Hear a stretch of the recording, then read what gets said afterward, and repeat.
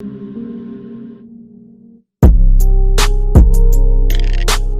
everybody, and welcome back to the WeSportin podcast.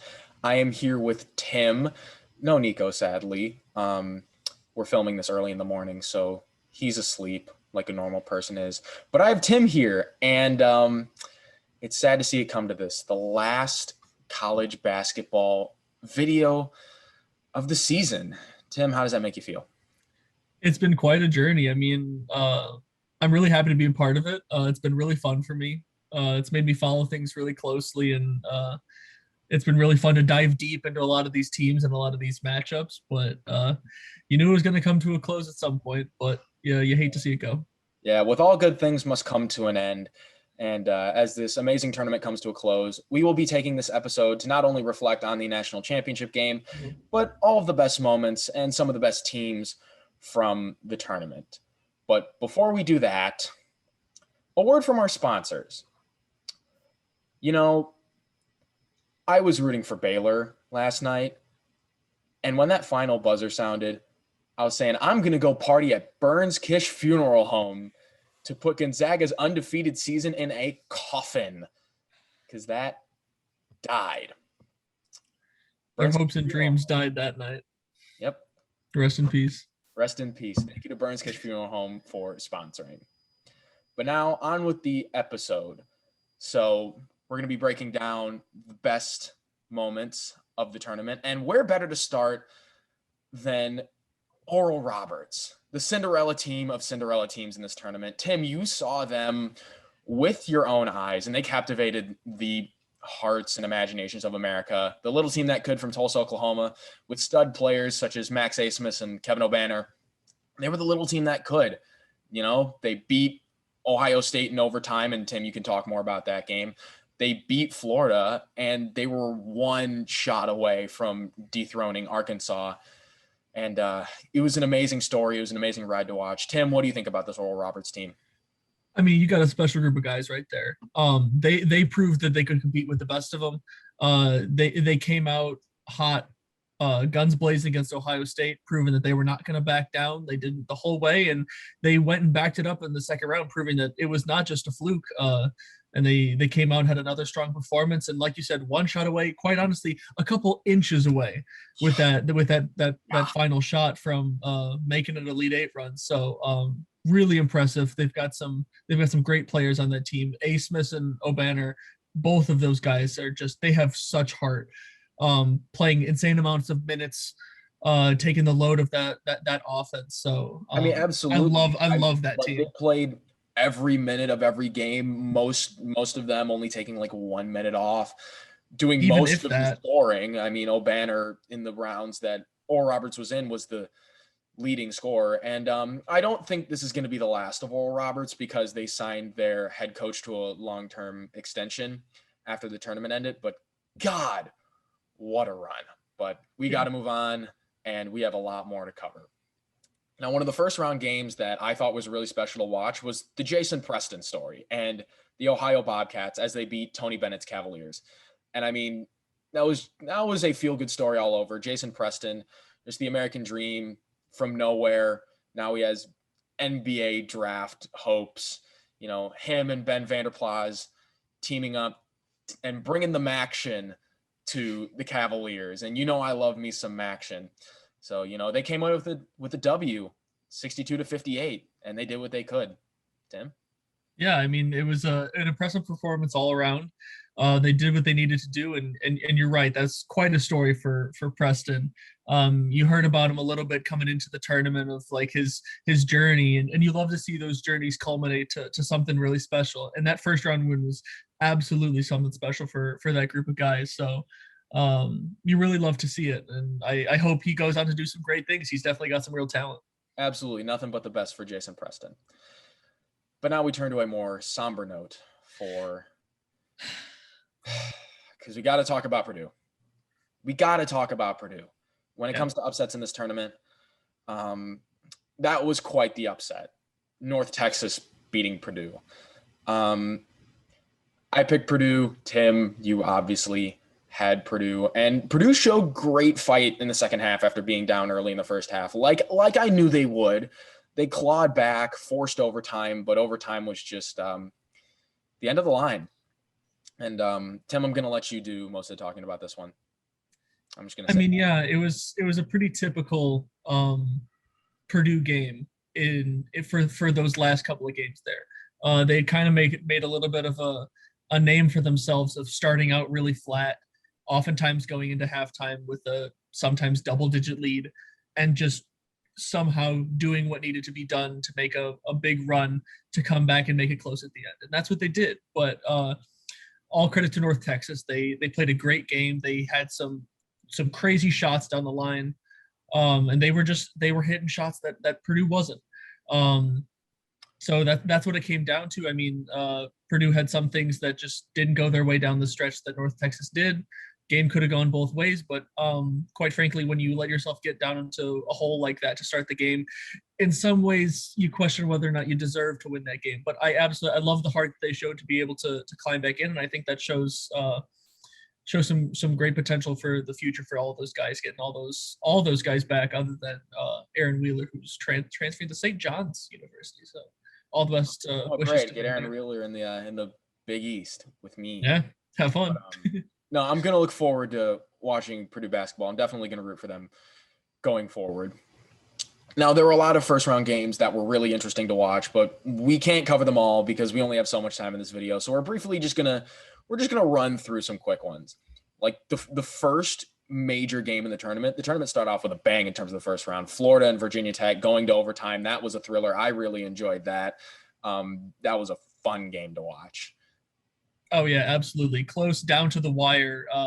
You really didn't know what was going to happen because, of course, that was one of the ones for me that predicted that I was like, it was really a toss-up for me. I had no idea what was going to happen. 100%. It was a toss-up for me too.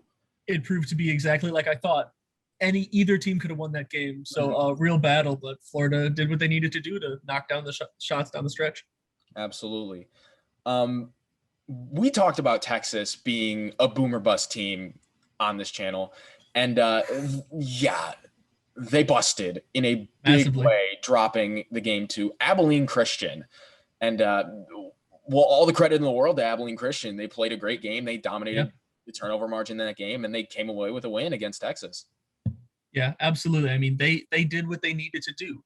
If they were going to beat that Texas team, it was not going to be in a shootout. They played to their strengths. They caused turnovers. They kept the score low, and they edged out the win. That was going to be their only path to success for that game. That was really what they manifested it about that win was Abilene Christian played to their strengths, and their strengths were creating turnovers, creating havoc on defense, and it led them to victory. Yep. Now, there are two games that Tim and I both had upsets, but they went the other way. Creighton and UCSB. Tim, you had UCSB, and then so close. I mean, I'm happy my Jays survived though. You know, as much as I dislike them when we're playing them in the Big East, I want to see my Big East teams do well. I mean, I'm the same way with the Big Ten in the tournament. So yeah. And then you got Arkansas and Colgate. And God, I was so confident in Colgate. I was pretty confident. And here's the thing. No, but in the first half, on the hype train too. In the first half, Colgate came out strong, but then they faded away too quickly, and they couldn't get it back on track. It was quite about as much of a comet of a team that you saw in this. It was like, but it fell off quick. Absolutely. Another game that was not in the first round, later in the tournament, that was really fun to watch in person, at least for me at Bankers Life. Oregon and Iowa. That game was just fun all around. It was back and forth. Yeah. Well, no, Oregon kind of pulled away late, but they did pull away late, but it was a heavyweight battle for a while. It was 100% a heavyweight battle.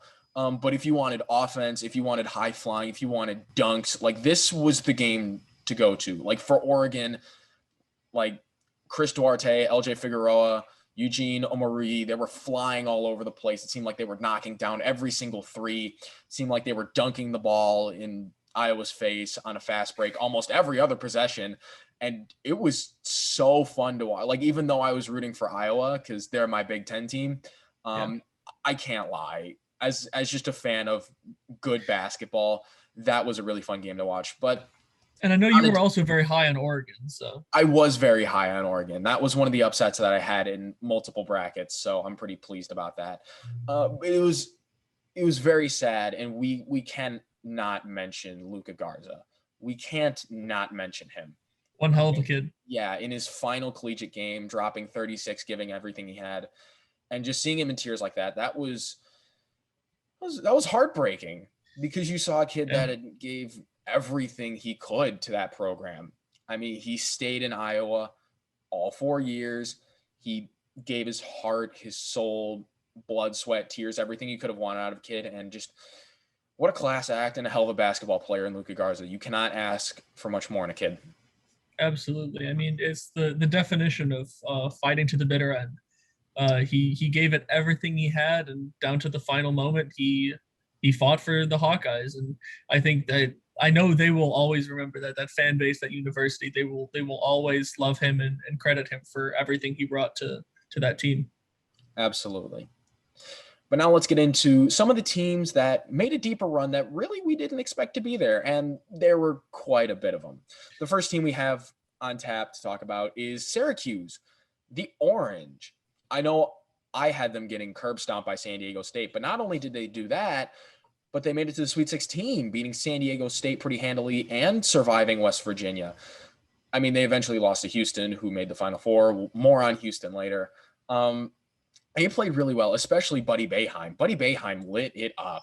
That kid can shoot. Yeah. He is more than a coach's kid. He can play. And I did not see Syracuse doing much in this tournament at all, but they definitely proved me wrong. Absolutely. I mean, they exceeded all expectations. And you talked about in the second round, you're like, I've learned to not vote against a double-digit seed. Jim Boeheim's double-digit seeded teams. Yeah, and I mean, because I realized they'd been there before, and Jim they'd been there before. They're familiar with that chip on their shoulder, and they showed it.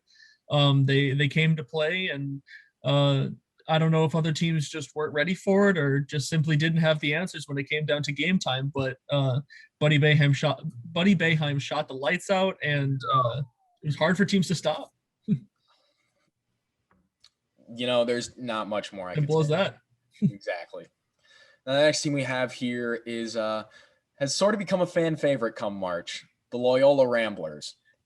Sister Jean, the original Cinderella team, making a run of the Final Four. Bless her. I'm so glad she's still Bless here. Bless her heart. 101 years old, and what a game, taking down an absolute monster of a team in Illinois.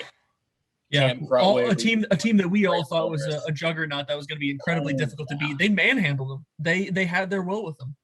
Exactly. Like, that's what was so surprising. And that's when, like, the Ramblers started to gain traction again. Are they coming back? Does the slipper still fit? And that was a really fun game and a really fun team to watch. And especially for the state of Illinois.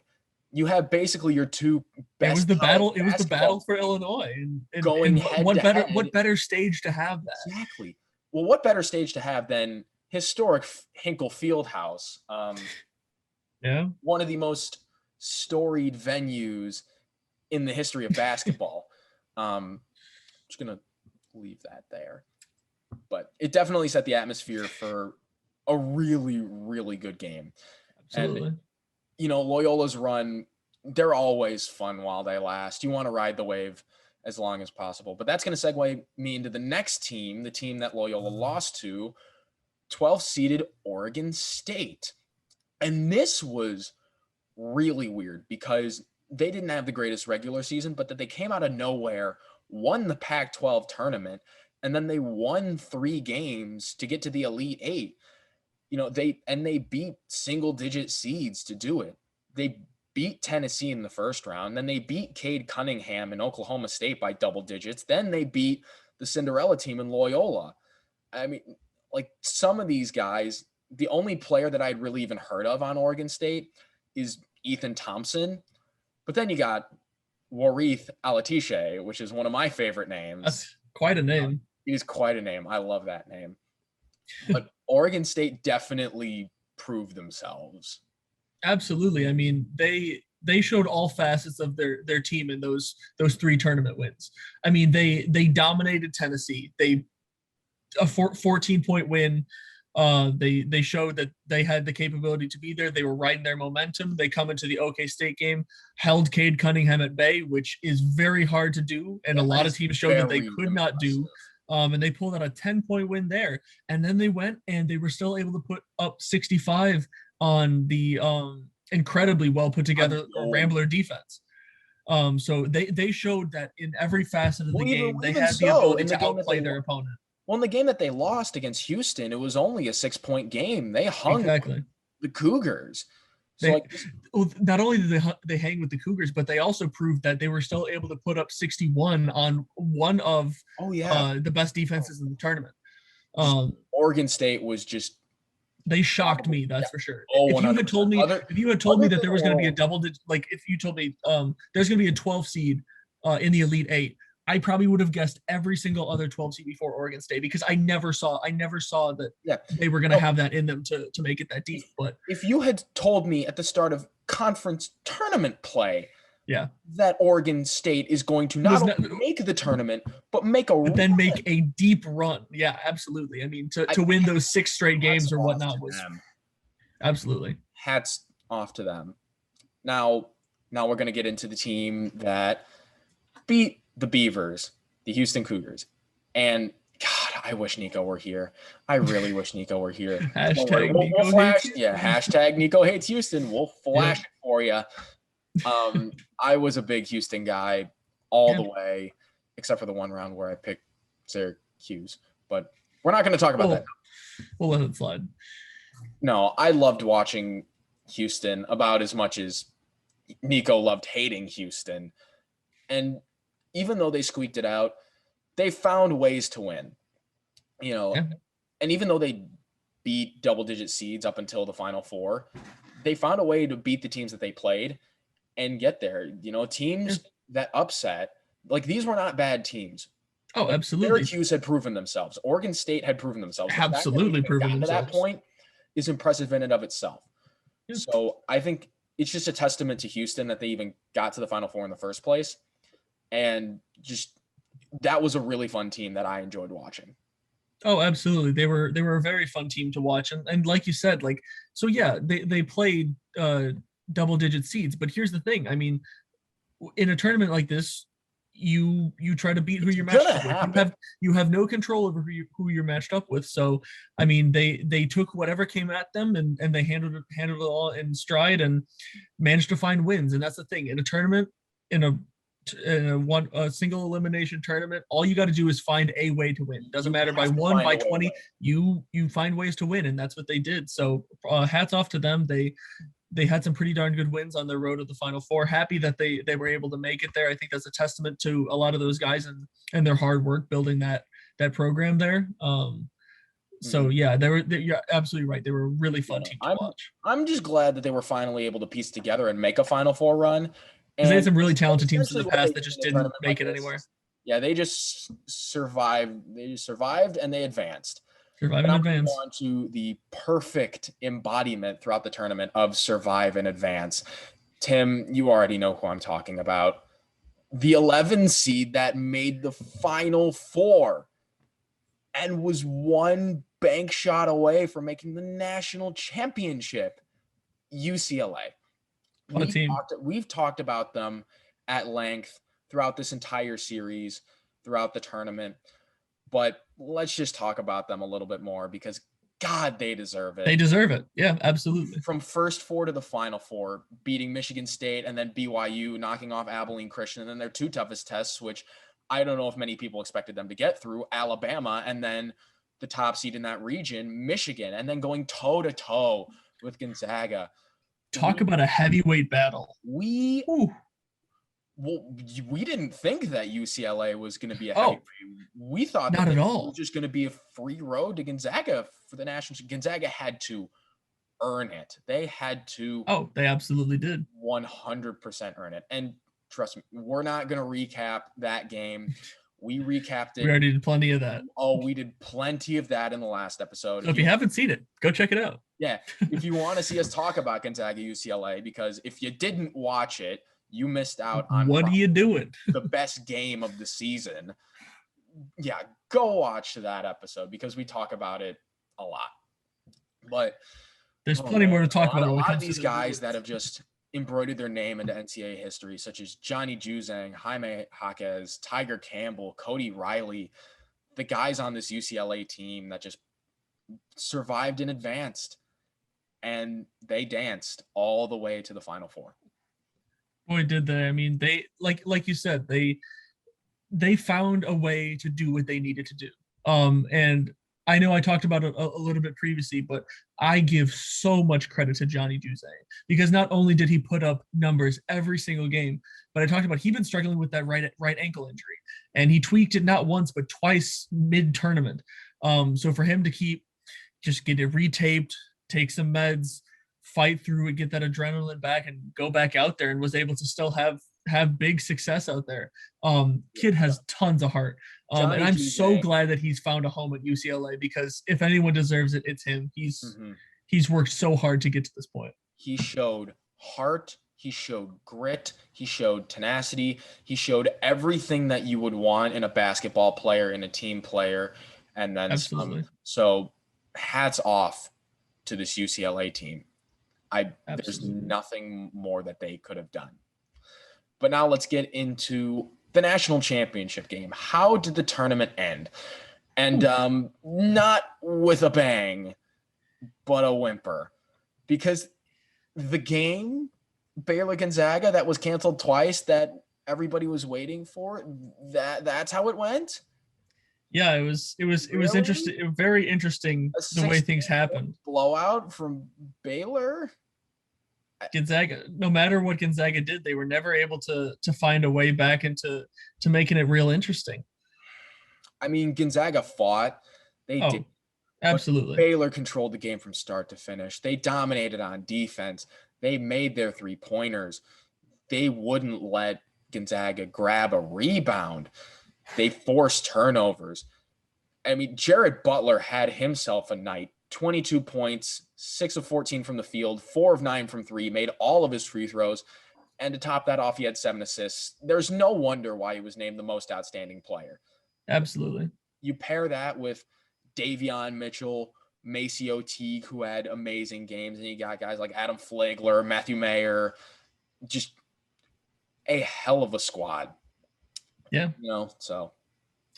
Yeah, I mean, we talked about it a little bit in the Final Four or the predictions for the championship is the national championship predictions video. Yeah, what Baylor needed to do is get production out of their bench, and they got that in large facets and in guys like Mayer. But one of the things that really blew me away from that game was Davion Mitchell's on-ball defense is nothing short of incredible. They flustered that Gonzaga team like no team was able to do, even come close. Just the way Scott Drew was able to draw up double teams at the top of the key, the ball would cross half court, and it seemed like a second guy would be on the ball, and it seemed somehow they wouldn't have anywhere to go, despite that double team leaving someone open on the other way with Baylor going for a layup or a dunk. It seemed like Baylor, no matter what the Bulldogs did, Baylor had an answer, and that's just a testament to them. That's just a testament to Scott Drew, what he's done for this program, and gosh, what a team. Final record of 28-2, Big 12 regular season champions. They ran the gauntlet. They really did. Hartford in the first round, they thrashed them, beat Wisconsin, survived against Villanova. They beat Arkansas. They beat Houston in the Final Four, and then they played their best game of the season when they need to. They needed to play their best game of the season in the national championship, and they delivered. And congratulations to the Baylor Bears, crowned national champions. Sick 'em Bears. They absolutely deserve to win that game, start to finish. They came out shooting the ball hot. You could tell they wanted that. You could tell that they were searching for that first championship, and they were, quite frankly, I just think they were hungrier. They came out with that mentality that they were not going to be told what to do, that they were going to be running the script, and they did that from start to finish. Absolutely not. So huge credit to them. They looked like national champions in that game. Yeah, no better team. No better team to be crowned national champions. And gosh, what an end to a season that was largely in question. It was so good to have college basketball back. It was so good to have March Madness back. And we needed that. Tim, let's just take a second. How lucky were we that we got to experience it Yeah, at our schools and in our state? How lucky were we that we got to experience a tournament like this? We, like the two of us, the two games that we went to amazing games. Exactly. The first Oral Roberts upset, and then Oregon and Iowa. Yeah. Really not much more you could ask for in a season. But Tim, do you have any final words before I close it off? Yeah, I was just gonna say, like, when you think about like this tournament encompassing like the way this season happened, where I mean you didn't know what was going to happen this season, if we were gonna get a whole season or if we were gonna get the tournament.